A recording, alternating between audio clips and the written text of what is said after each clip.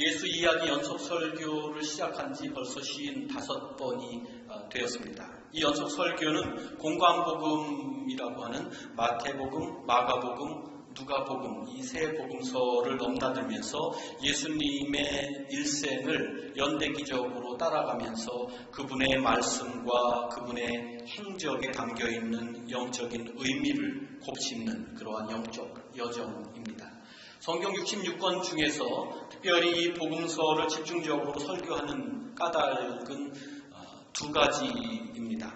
첫째는 교회에서 선포되는 메시지가 갈수록 복음 자체에 집중되기보다는 세상에서의 어떤 성공, 비결, 처세술 이런 것으로 전락하는 것이 아닌가 하는 그러한 우려와 함께 혹은 말씀이 도덕이나 윤리의 차원에서 머무는 것은 아닌가 하는 그러한 판단 때문입니다. 두 번째로는 교회와 그리스도인이 세상에서 엄청난 지탄의 대상이 되고 있는 이 현실 속에서 교회가 바로 서고 그리스도인이 바로 살 수 있는 유일한 비결은 다른 것이 아니라 예수 그리스도의 말씀, 예수 그리스도께서 행하신 일의 의미를 바로 이해하는 것이 아닐까 하는 제 자신의 소신 때문입니다.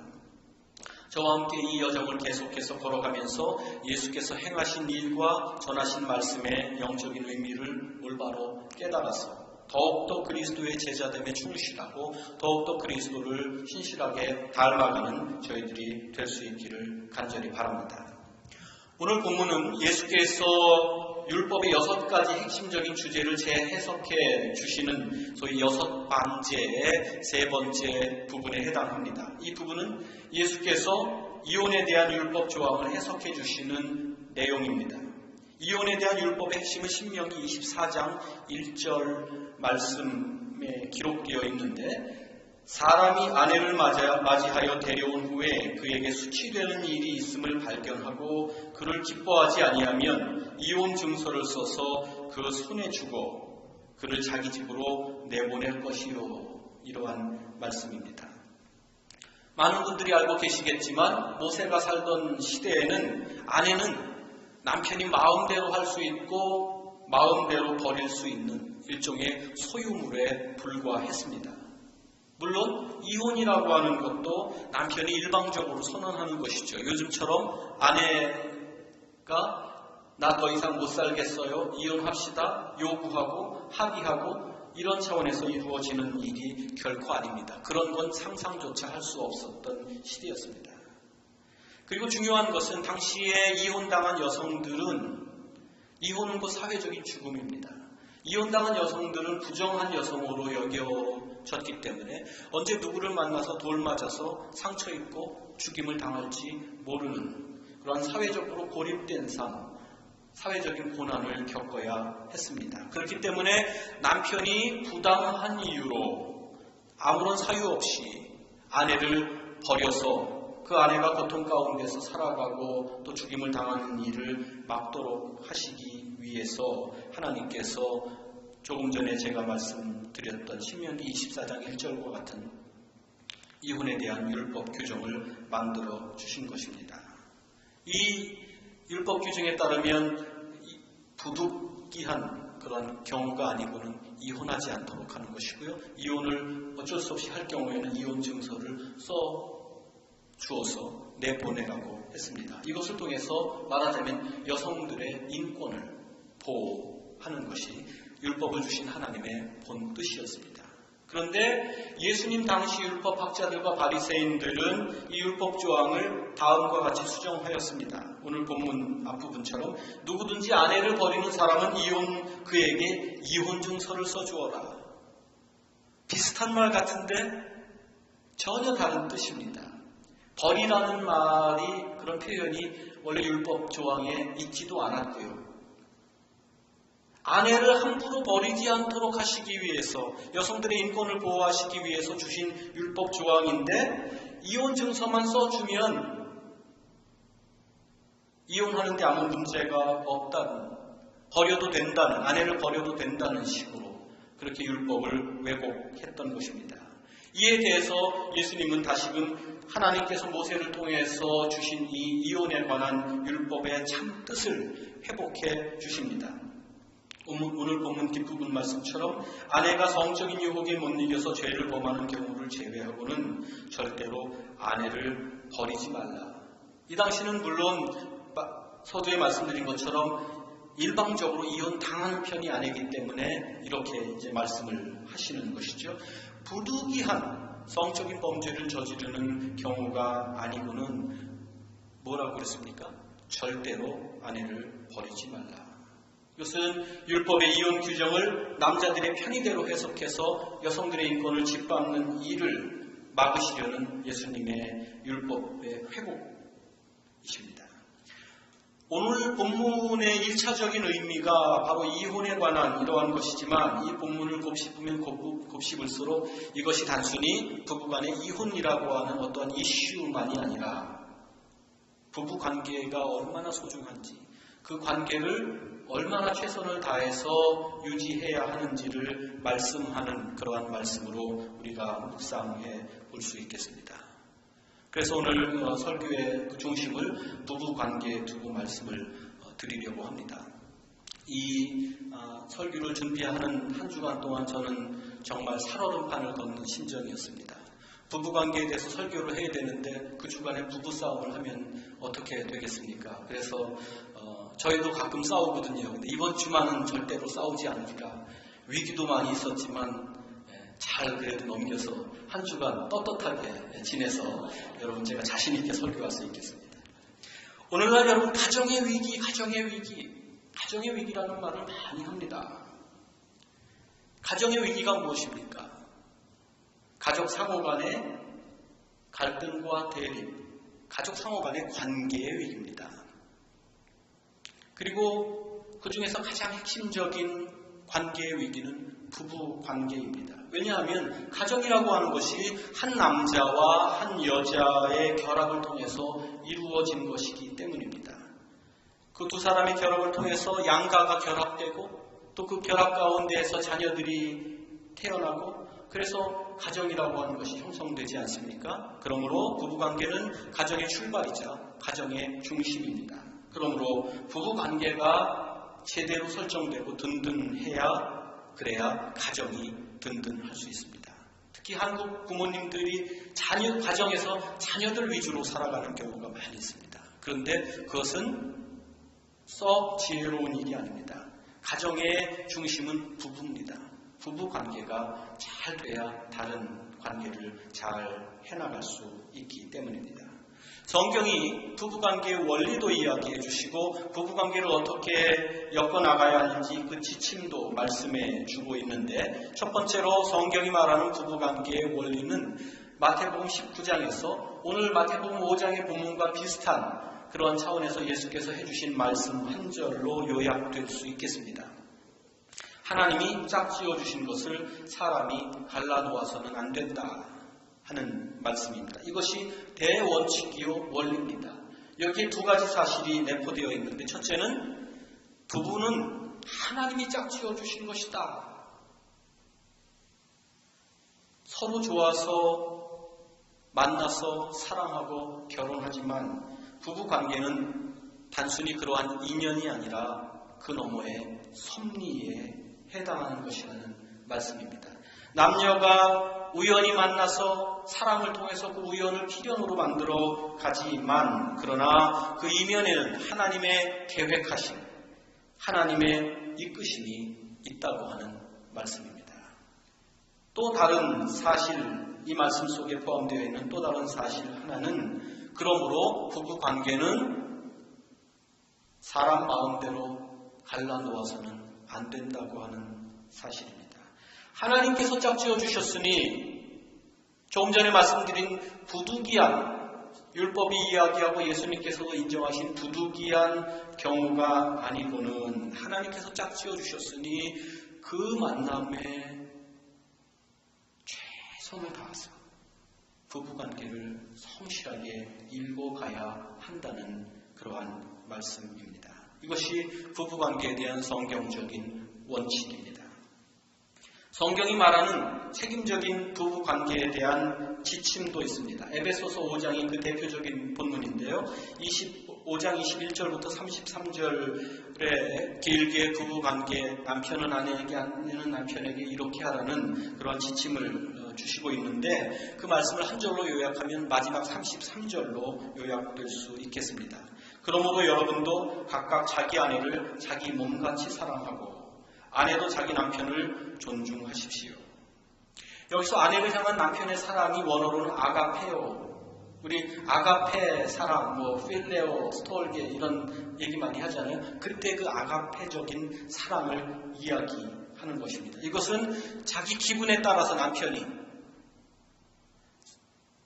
상대방의 조건에 따라서 아내가 사랑스러울 때만, 내 말 잘 들을 때에만, 나에게 유익할 때에만, 예컨대 이런 때에만 사랑하는 사랑을 절대로 의미하지 않습니다. 아가페의 사랑은 자기가 원하는 방식대로 자기가 원하는 때에 하는 사랑이 아닙니다. 그가 내 안에 있기 때문에, 특별히 하나님께서 짝지어 주신 내 삶의 동반자이기 때문에 사랑하라고 하는, 무조건 사랑하라고 하는, 헌신적으로 사랑하라고 하는 그러한 뜻입니다. 다른 한편으로 남편을 향한 아내의 존중이 있습니다. 이 존중하라고 하는 표현이 프로베오라고 하는 말인데, 이 말도 같은 맥락입니다. 남편의 조건에 따라서 남편을 존경하고 존중하라, 그런 뜻이 결코 아닙니다.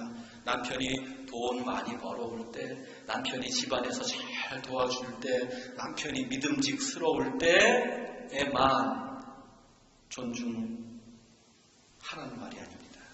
남편이기 때문에, 하나님께서 짝지어 주신 내 동반자이기 때문에 무조건 존경하고 존중하라는 말씀입니다.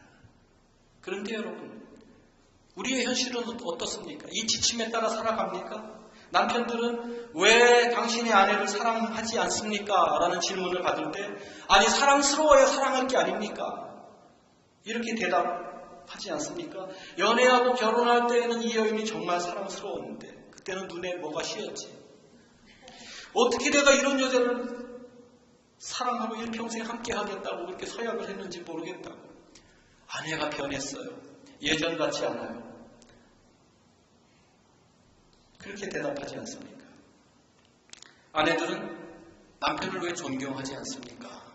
그렇게 질문을 받으면 똑같이 얘기합니다. 아니 존경할 만해야 존경할 것 아닙니까? 연애하고 결혼할 때는 눈에 뭐가 씌어도 한참 씌었지. 내가 어떻게 저런 남자를 믿고 나의 일생을 맡겼는지 모르겠다고. 실망이 이만저만이 아닌데 어떻게 존경하겠냐고 그렇게 이야기합니다. 여러분 표정을 보니까 굉장히 한 200% 동의하시는 것 같아요. 정확히 세상에서 가장 쉽지 않은 일이 뭔지 아세요? 네? 부부 문제 딩동댕입니다. 세상에서 가장 쉽지 않은 일이 뭐냐면요, 사랑하기 때문에 만난 그 사람을 계속 사랑하는 일, 배우자를 사랑하고 존경하는 일, 그게 가장 쉽지 않은 일입니다. 부부가 가장 가까운 사이 아닙니까? 그런데 가장 가깝기 때문에 가장 많은 상처를 주고받는 사이가 될 수도 있습니다. 다는 아니니까 될 수도 있다고 표현하겠습니다. 부부는 서로를 가장 잘 아는 사이입니다. 그런데 가장 잘 알기 때문에 사랑하기가 가장 어렵고 존경하기가 가장 어려운 사이일 수도 있습니다. 차라리 몰랐을 때가 좋았을 텐데, 모르는 게 약이다. 부부관계 아주 적절한 격언입니다. 그런데 살면 알잖아요. 그래서 사랑하기도 존경하기도 쉽지 않은 것입니다. 사람들이 그러더라고요. 남편이란 무엇이냐? 내 편은 죽어나 안 들어주면서 남의 편만 들어주니까 남편 아니냐? 남편. 아내는 무엇이냐? 남편이 좋아하는 거는 절대로 안 하는 여자. 그래서 안해 아니냐. 여러분 이게 들을 때는 웃기지만요. 생각할수록 슬퍼요. 이런 건 묵상을 안 하기를 원합니다. 묵상할수록 슬퍼요. 어떻게 얼마나 남편과 아내 간에 많은 경우에 부부 간에 얼마나 서로 간에 한이 쌓였으면 이런 말들이 나오겠습니까? 어느 작가는 결혼 생활에 대해서 다음과 같이 표현했다고 합니다. 20대에는 행복에 꿈이 부풀어서 신나서 살고 30대에는 서로에 대한 실망을 느끼면서 환멸을 참으며 살고 40대에는 모든 것을 포기하고 마지못해 체념하며 살고 50대에는 서로 없어서는 안 되니까 의지하는 마음으로 살고 60대에는 서로 안 됐다 생각되어서 가엾어서 살고 70대에는 그래도 지금까지 살아준 게 고마워서 그래서 살고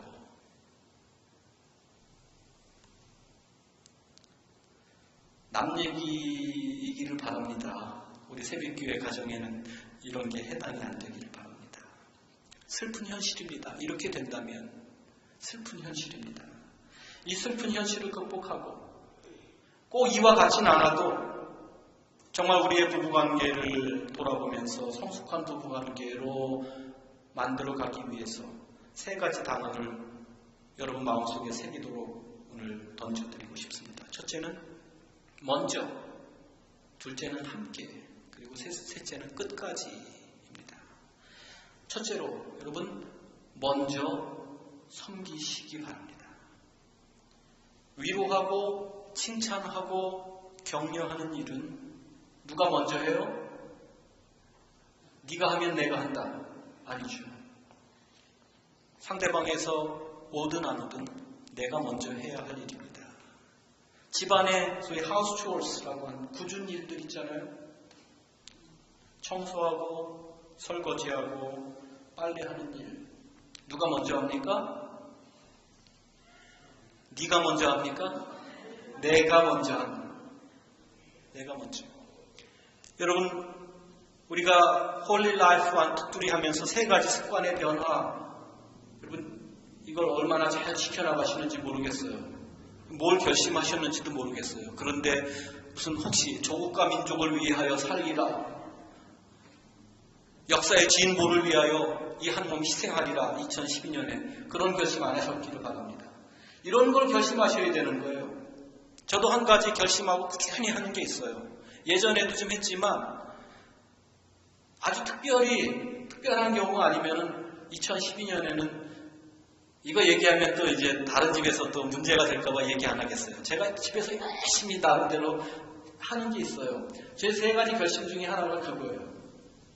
여러분 실질적인 것을 결심하고 특별히 가정에서 정말 이 가정의 화평을 위해서 필요한 것을 결심하고 행하시기를 바랍니다.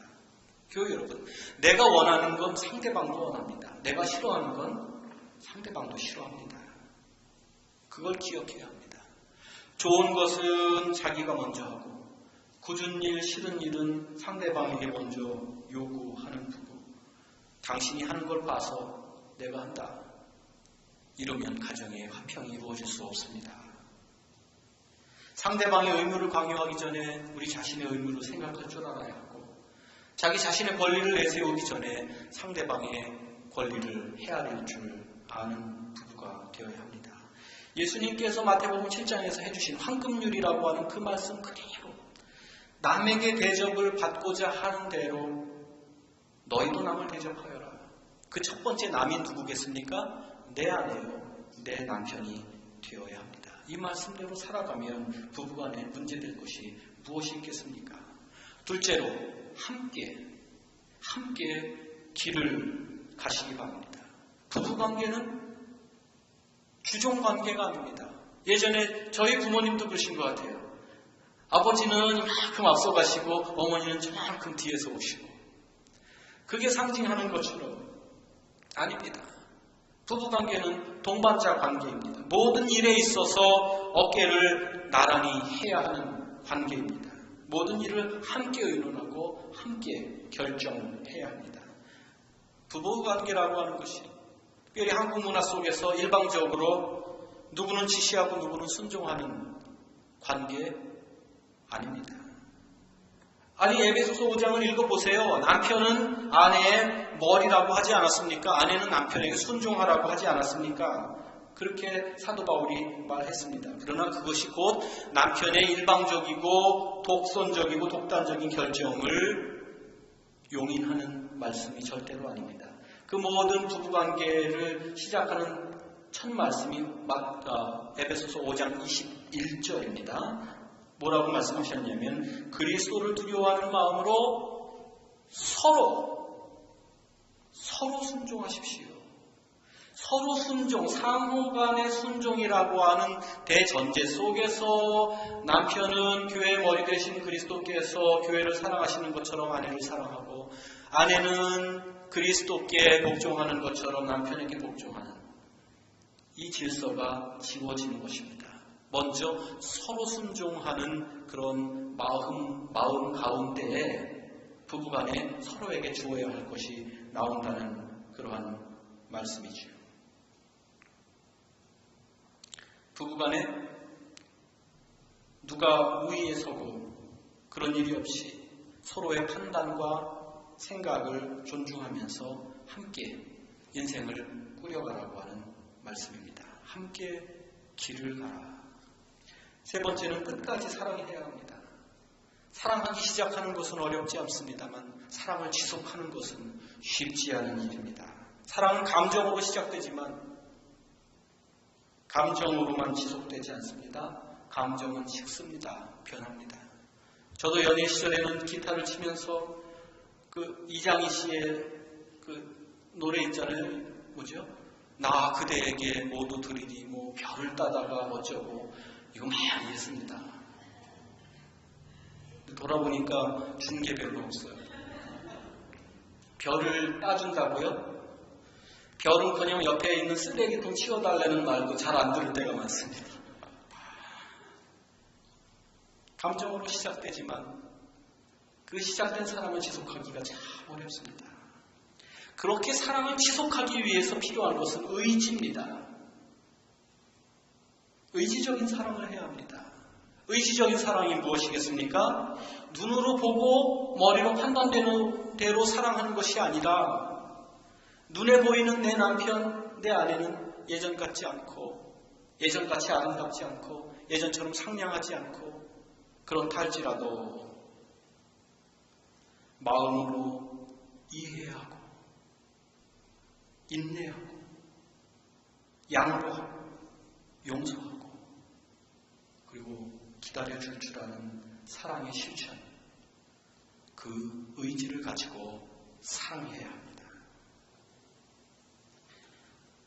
처음 사랑의 감정이 싹틀 때는 말씀드린 것처럼 모든 게 다 좋아 보이고 모든 걸 다 줄 수 있을 것 같습니다. 말 그대로 사랑은 눈이 멀게 하는 묘약입니다.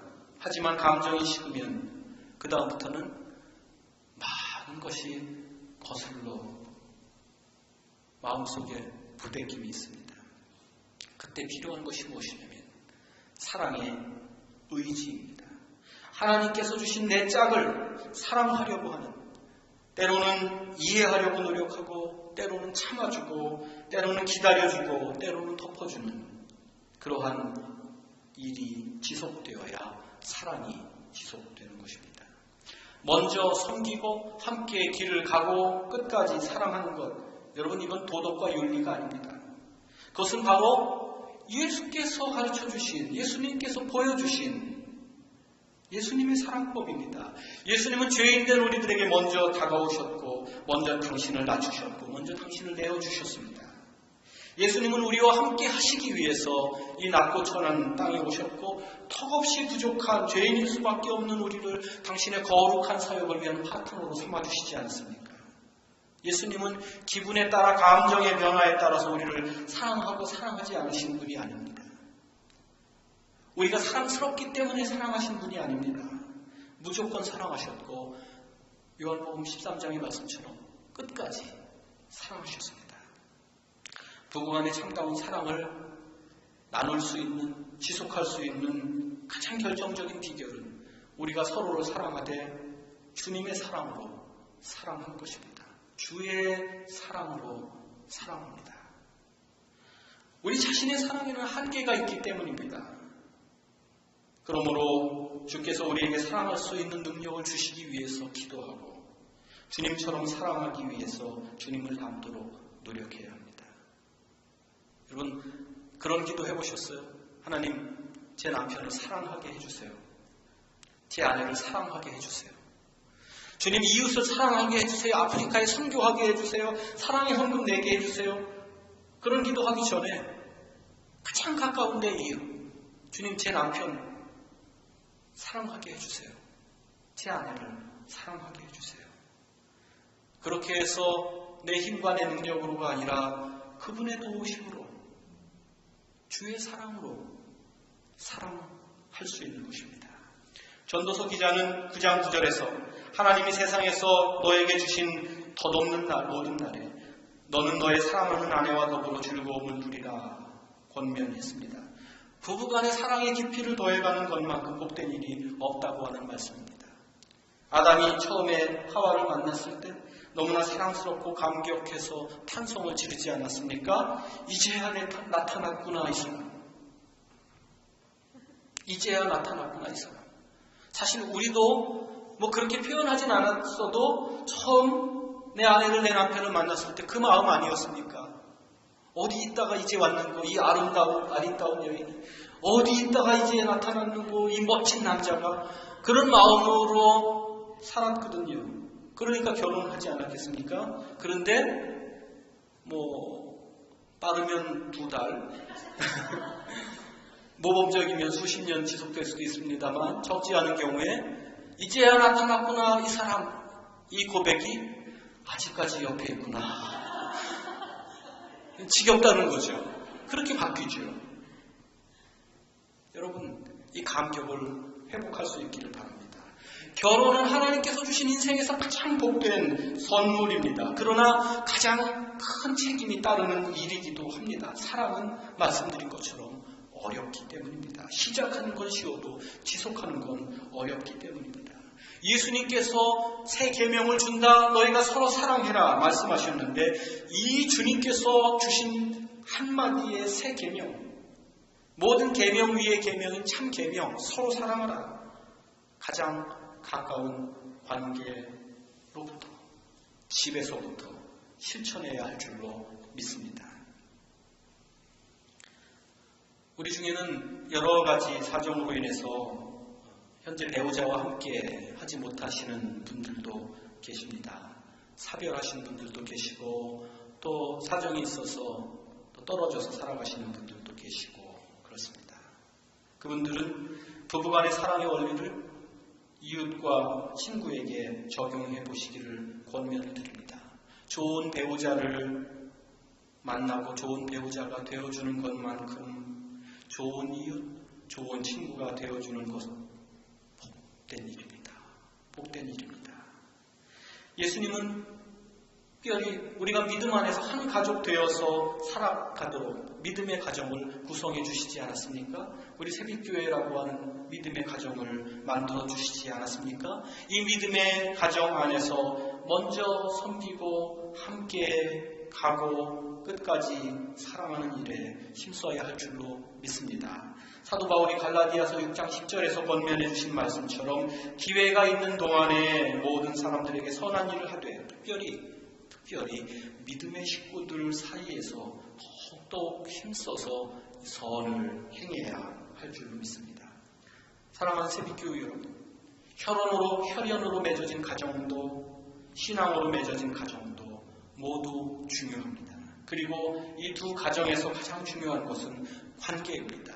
그리고 이 관계에서 가장 중요한 핵심은 나에게 어떠한 사람이 되어주는, 상대방이 나에게 어떠한 사람이 되어주느냐, 그것이 아닙니다.